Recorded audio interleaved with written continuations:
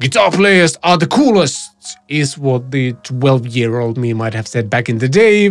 I still enjoy playing the instrument a lot, but over the plus 20 years I've spent with these instruments, there's been a few bumps and bruises along the way, and I think it's that you can confess a thing or two, or maybe 10, and you can do the same in the comments down below. Confession time. Let's go! Number 1. Intonation. I knew fairly early in my guitar journey how to properly tune the guitar, so you kind of loosen up the string a little bit and then bring it up to pitch. But I only started paying attention to intonation many years later when I actually got into recording and started adding synthesizers and other virtual instruments to my tracks. And even though my guitar was supposed to be in tune, I noticed that something was wrong with the pitch of my guitar tracks. I don't recall having like a single moment where I suddenly realized all the things I was doing wrong, but as soon as I started recording, I kind of slowly graduated to making sure that this guitar actually plays in tune, learned how to intonate and things like that. Ironically enough, as my recording skills developed, so did my sensitivity to pitch as well, and nowadays I find myself in a situation where an out-of-tune guitar or a violin can completely ruin my listening experience. Number 2. Not using metronome. Besides playing guitar and classical piano, I was also very fortunate to study drums with a great teacher for 18 months or so.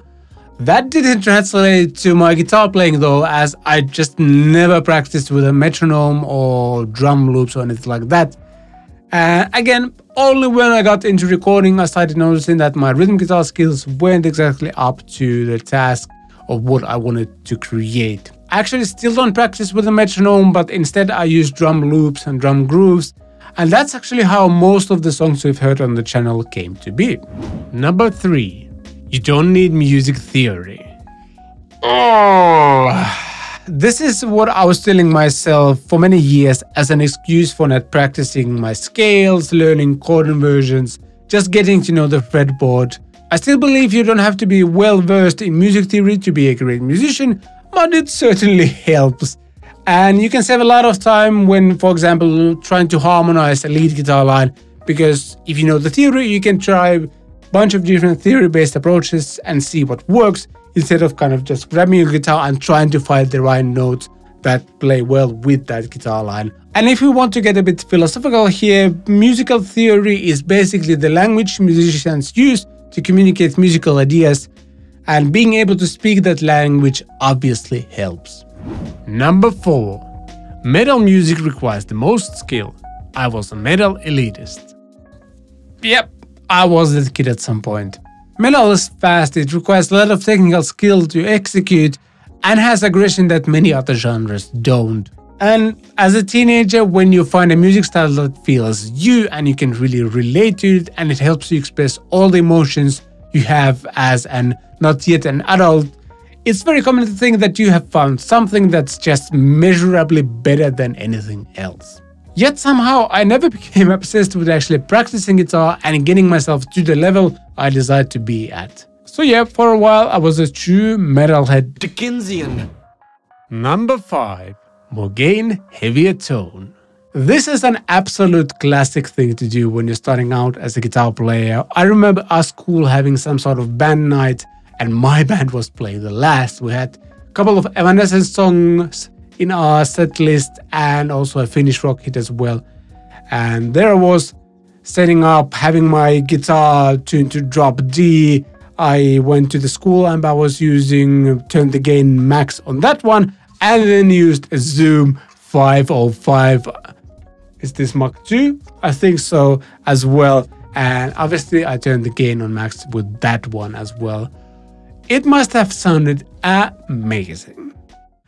And speaking of amps, this video is brought to you by NUX and the new Mighty Lite BT Mark II practice amp. It's tiny, you can power it with a power supply or batteries, and when you pair it with the smartphone app, you get a full practice and jam central with drum machine, jam tracks, and even ability to record via USB.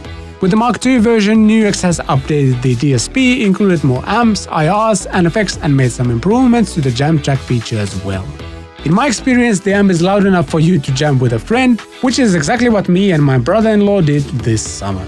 And I saved the best for last. This amp is really affordable and you can get yours by using my affiliate links in the description. Using them won't cost you anything extra but helps putting food on my family's table. Thanks.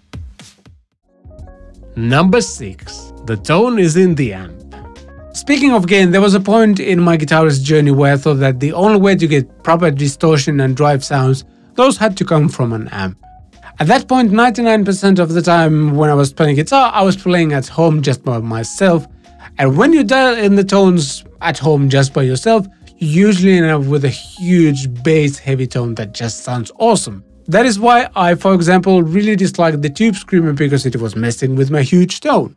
And obviously the pedal market is completely different nowadays than it was 20 years ago, and things like Rev G3 pedal, for example, didn't exist at the time. This thing and few other pedals have completely changed my perspective of what a drive pedal can actually do.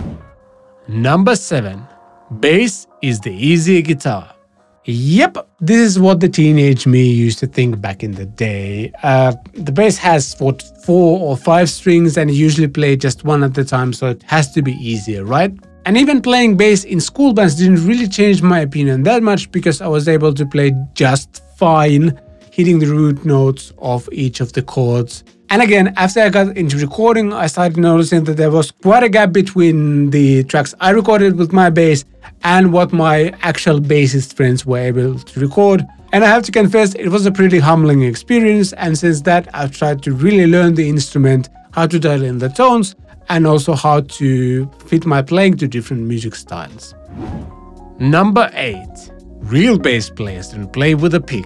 Once I got over my bass is easier lie and really started to learn the instrument, I soon found a new Lite to believe in. Also, none of my bass playing friends were using a pick, so that kind of added fuel to the fire as well. I like the tone I'm getting with my fingers more, but I like the technique to play evenly at faster tempos. And it was only a few years ago when I finally gave up. I had been working on this demo for the track for the upcoming product release, and the deadline was fast approaching. I basically ran out of time to ask any of my friends to play the bass on the track, and yeah, ended up grabbing my bass, a thin nylon pick, and just recorded the damn thing.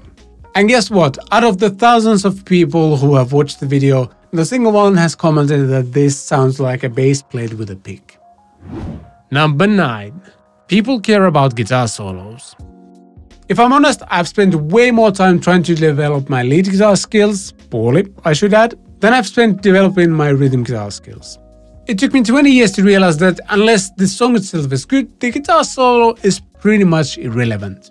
I'm sure a bunch of you are already typing bad songs that have great guitar solos, and that would actually be a super fun video to check out, so please do that. But in general, I feel a lot of guitar players, myself included, focus way too much on that little solo bit we might get in a song and forget what actually matters to an average listener. Number 10. Only amateur guitarists use Capo. Another strange lie to believe in was something I picked up during my years in this pop-folk band called Heartsong. I played a lot of acoustic guitar in that band, and at the same time there was a lot of discourse in the American worship circles about using a capo and whether it was cheating.